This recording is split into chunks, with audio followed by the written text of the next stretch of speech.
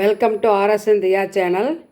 இன்றைக்கி நம்ம சமையல் என்ன செய்ய போகிறோன்னா, முருங்கைக்கீரையை வச்சு பருப்பு கூட்டு, முருங்கைக்கீரை கூட்டு செய்கிறோம்.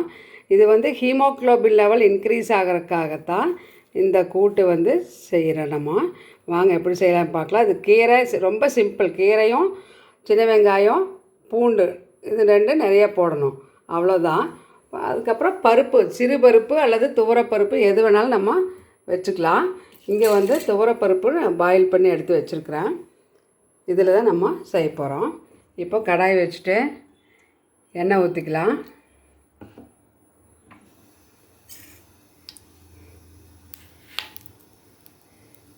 எண்ணெய் சூடான உடனே கடுகு,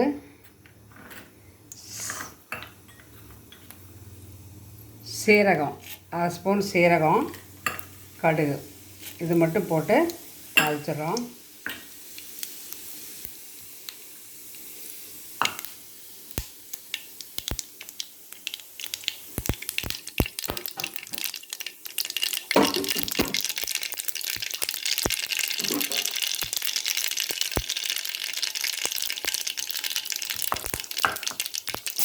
பூண்டு,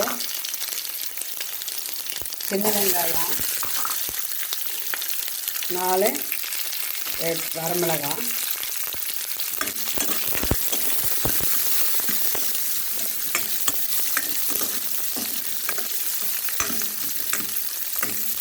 இதுக்கு தக்காளி போடக்கூடாது, சேர்த்தக்கூடாது. கீரை எந்த கீரை கூடாமல் தக்காளி சேர்த்தக்கூடாது. தக்காளி சேர்த்துன்னு சொன்னோம்னா ஸ்டோன் ஃபார்ம் ஆகும். அப்படிங்கிறதுக்காக நம்ம கீரை கூட தக்காளி சேர்த்தக்கூடாது. அதே சமயத்தில் கீரை குக் பண்ணும்போது க்ளோஸ் பண்ணி வைக்கக்கூடாது, ஓப்பனில் தான் வைக்கணும். அப்போது அந்த கீரையுடைய கலர் சேஞ்ச் ஆகிடும் க்ளோஸ் பண்ணி வச்சா. இப்போ தக்காளி வதங்கின உடனே அதில் சாதாரணமாக நம்ம வீட்டில் அரைச்ச சாம்பார் தூள் 1 ஸ்பூனு, நம்ம எவ்வளோ பருப்பு எடுத்துக்கிறோமோ அதுக்கு தகுந்த மாதிரி. இப்போ தனி மிளகாய் தூள் கொஞ்சமாக போட்டுக்கிறோம். கொஞ்சம் வதக்கிட்டு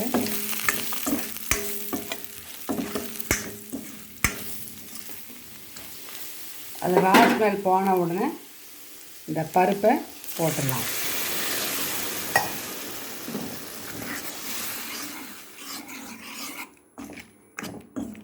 ஏற்கனவே பாயில் பண்ணி வச்சுருக்கு பருப்பு சேர்த்துன உடனே இந்த கீரை அலசி வச்சுருக்குறோம், சுத்தம் பண்ணி. இந்த கீரையும் போட்டுக்கலாம்.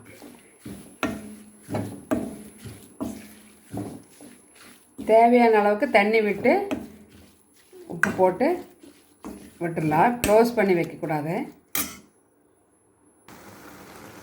இப்போது பருப்பு பாயில் பண்ண தண்ணி வாட்டர் இருக்குல்ல, அந்த வாட்டரை நம்ம தேவையான அளவுக்கு இதில் மிக்ஸ் பண்ணிக்கலாம்.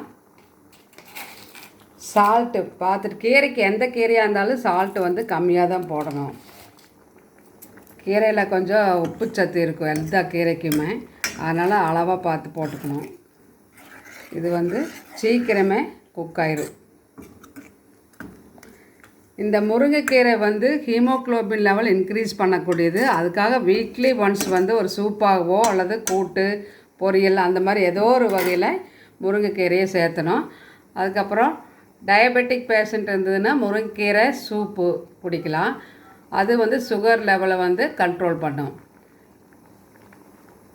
இப்போ ஒரு 2 மினிட்ஸ் கழித்து நம்ம சர்விங் பவுலுக்கு சேஞ்ச் பண்ணிடலாம். இப்போ கீரை கூட்டு தயாராகிடுச்சு. இப்போ இதுக்கு ஒரு ஹைலைட்டாக ஒரு தேங்காய் எண்ணெயில் ஒரு தாளிப்பு மட்டும் செய்ய போகிறோம். கடைசியில் முதல்ல தாளிச்சிட்டோம், இருந்தாலும் தேங்காய் எண்ணெயில்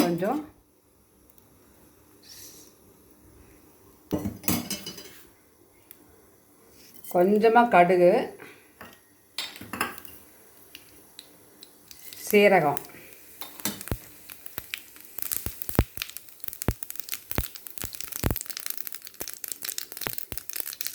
ஒரு கொத்து கருவேப்பிலை, அவ்வளோதான்.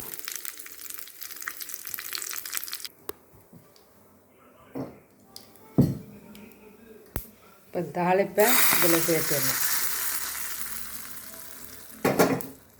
இந்த தேங்காய் எண்ணெய் ஸ்மெல் இதுக்கு இந்த கீரைக்கு ரொம்ப நல்லாயிருக்கும், டேஸ்ட்டாக இருக்கும்.